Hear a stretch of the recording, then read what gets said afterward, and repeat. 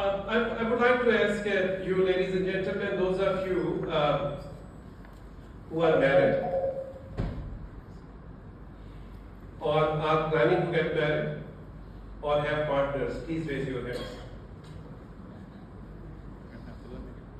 Only few people, 4 people? You didn't listen to my question.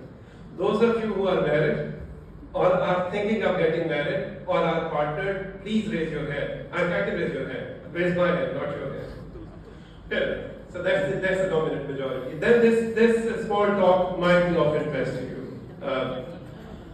Here, I must say that I'm just a front person, and the writers of this paper are Jasir. Jasir is my PhD student. He was my PhD student. Now he is a teaching fellow at my university. And Aneeka. Aneeka is a research associate. So everything good about this presentation belongs to them, and also does the everything bad. So let's move to the global puzzle, which we have. Have we sorted it? Okay, thank you. Let's go to the global puzzle. So there is a concurrent trend which is currently happening. It's happening not only in Bangladesh, it's not only in Pakistan, but it's also happening in Western countries.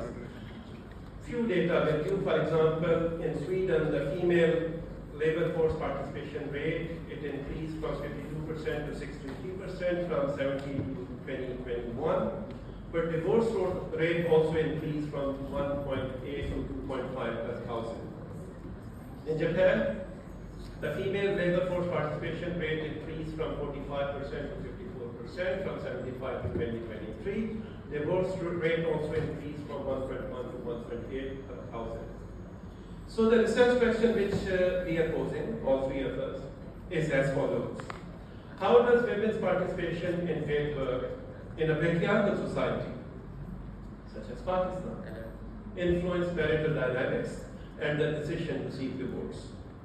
So that was a question which we presented to ourselves, and we thought that we should review the literature. So why focus on Pakistan? Unfortunately, this is not a great thing to share with, but anyway, it's the second lowest ranked country in terms of global gender gap index. It's a deeply entrenched patriarchal society, and there are certain observable trends. What exactly are the trends in Pakistan? In Pakistan, female labor force participation rate, for example, in 2014, it was 22%. In 2022, of course, there was some increase to 24%. But the divorce rate, Punjab is the largest province in Pakistan. 14% was the divorce rate in 2014, and this rate peaked at 20% in 2021. And more importantly, women-initiated divorce in Islam, it is known as khola. Do they also use the same word in Bangladesh? Khola? I don't know, it's an Arabic word, that women-initiated divorce. It increased by 31% in 1 year in Punjab, 2020 to 21. So here is the graphical or view representation in terms of the labor force participation rate in Punjab of Pakistan and the divorce rate. And we can see that there is some kind of concurrent trend which can be identified statistically, macroeconomically. Okay, let's take a look at the societal perception. So Gallup Pakistan conducts survey on a regular basis. So these are 2 or 3 key findings from the Gallup Pakistan's countrywide survey.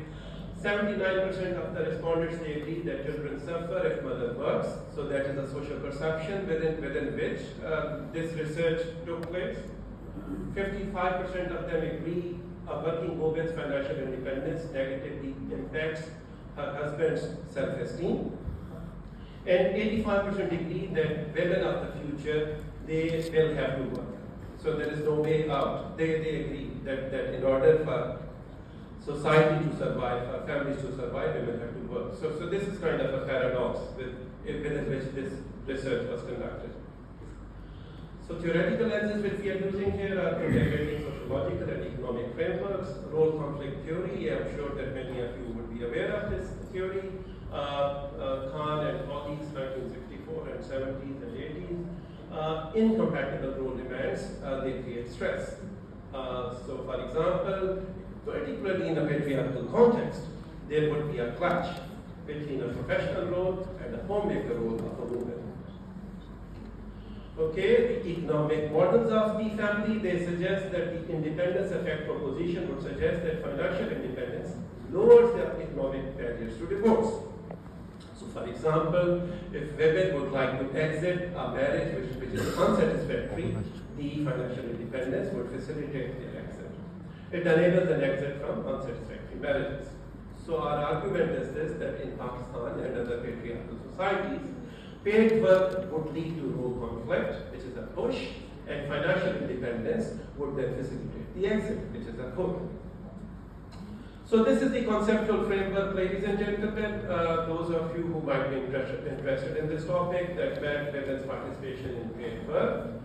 But then there are important contextual factors, and those factors we have identified. For the dearth of time, I'm not spelling out those factors one by one, but I can identify that rigid gender norms in any society. For example, a woman has to be a homemaker. If that is a gender norm, surely there would be a role conflict. Familial challenges in terms of that look, marriage has to be done. Marriage is something which is a familial and Islamic duty, but at the same time, divorce is not something which is encouraged. Financial strain. The financial strain, for example, the husband is earning, but the husband is not contributing enough. If he is not contributing enough, then surely woman would like to exit if she is financially independent. The rise of individualism.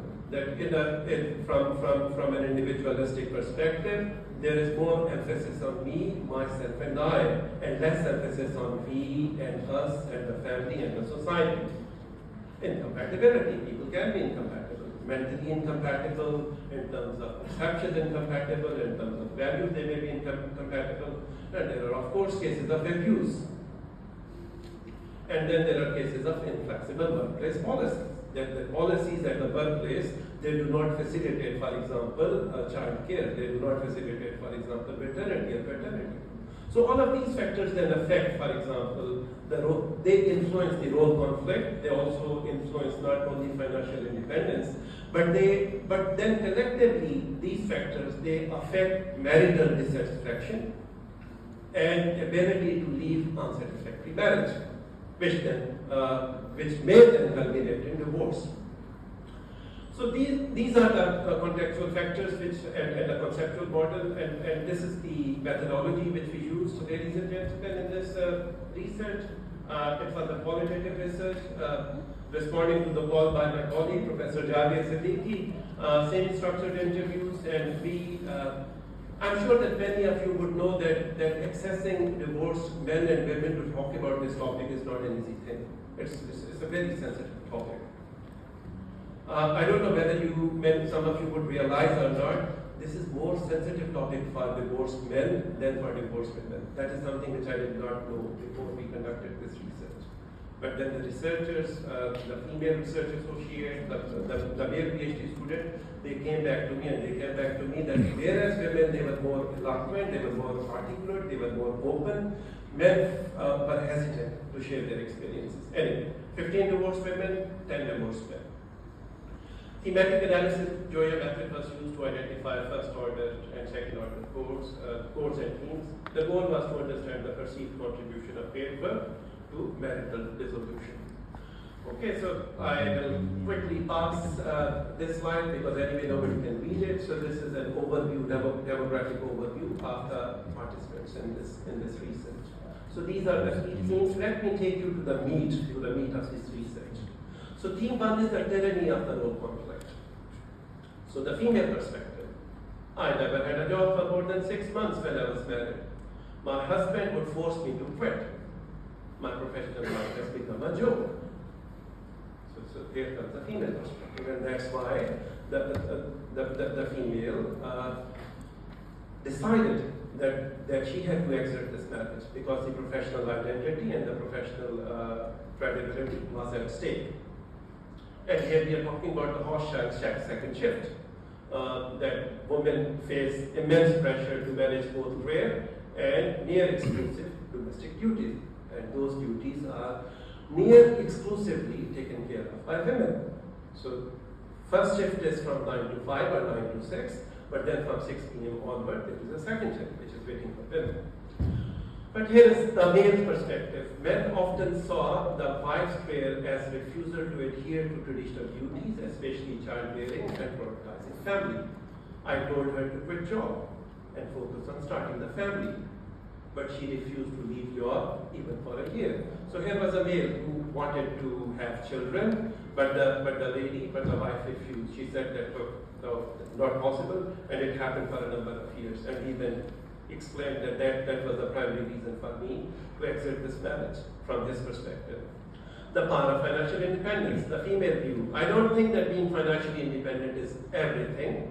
It impacts because you can buy your freedom, right?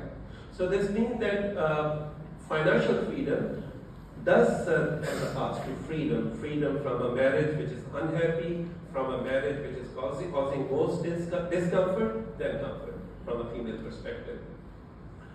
And whereas from a male perspective, it's a shock to the system. Men often experience their wife's financial independence as a personal rejection and a challenge to their identity as a provider. She said, it's a teacher, 40 years male.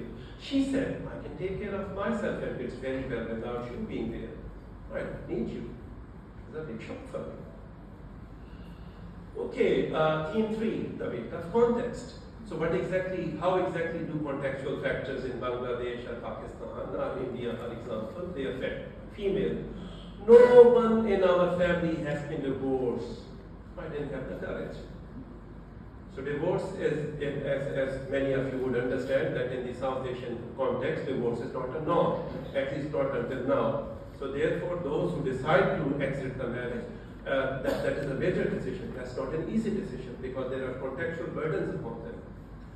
I do not have an existence if I'm not doing a permanent job, having a family and no parents. So for the lady here who was head of operation 39, her professional identity is most important in that context. And from a male perspective, it's a very interesting quote. It's a long quote, but when she went to her mother's home, I lost contact with her. So all communication was between her mother and my father. Now this is very interesting, that the communication is taking place at the paternal level, at the family level. You have to understand the context of their family. They were 4 sisters and lost their father at a young age, so their mother was quite headstrong and had a PhD and raised the daughters on her own. When my family insisted that my ex-wife leave job, her mother said, marriages are not permanent, they can stay or break, it's not a big deal. I cannot force my daughter to leave her job. Pretty interesting. So contextual factors, they are also important. The family situation is also important. So what exactly is the theoretical contribution that we are trying to offer through this paper? First of all, it extends the role conflict theory. It shows how it is exacerbated in patriarchal context, where balance is not a shared goal but a woman's burden. She has to balance, she has to compromise, she has to sacrifice. Nuance is the independence effect. Financial independence is necessary but not sufficient. Its effect is powerfully mediated by contextual factors. And of course, individualism. I did not really explain it, but in the literature section of my paper, reveals a cultural shift in South Asia and elsewhere, where financial empowerment enables a focus on self-fulfillment and autonomy over familiar obligations and endurance. So what exactly are the implications? Implications are, for organizations, there are certain things which University of Dhaka can do, which the whole University of Management Sciences can do, which Habib Bank Limited can do, which Barclays Bank can do, that we can try to offer family-friendly policies so that the role conflict is not heightened, so that the role conflict is somehow mediated. So implement true family-friendly policies such as flexible hours, parental leave, childcare support, so that role conflict is minimized. For policymakers, strengthen legal protection for divorced women and promote shared domestic responsibilities. Of course, it is to break the traditional gender norms. For families and societies, destigmatize divorce So if women or men are in unhappy marriages, they should have the ability to exit those marriages. And support women's choices. Families should be sources of support, not pressure. But then there is also an advice, a suggestion for couples. Accommodate. So do not be subsumed and consumed by individualism. Support each other. Communicate with each other. And finally, conclusion, women's paid work in patriarchal context, it creates a dual effect. It generates soul conflict, a push factor, financial independence, a pull factor. The marital outcome depends on how couples, families, and society navigate this tension. Divorce is not easy. It's an economic, emotional, and cultural negotiation. And it's crucial to support women and men's empowerment without necessarily or unnecessarily destabilizing families. With this, I conclude my submission. Thank you.